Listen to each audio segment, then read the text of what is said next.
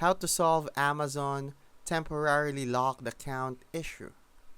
I'm going to tell you how to fix a temporarily locked account issue with Amazon. Amazon locks account for security reasons, like suspicious activity, too many login attempts, or payment issues. To unlock, go to Amazon login page and try signing in. If you see a lock message, check your email. Amazon may have sent instructions to verify your identity. If there is no email, go to Amazon Help Center and click Contact Us. You'll need to provide proof of identity like a credit card statement, order history, or ID.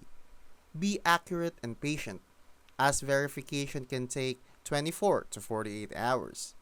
If your request is denied, try calling Amazon customer service or appealing the lock via email at cis@amazon.com.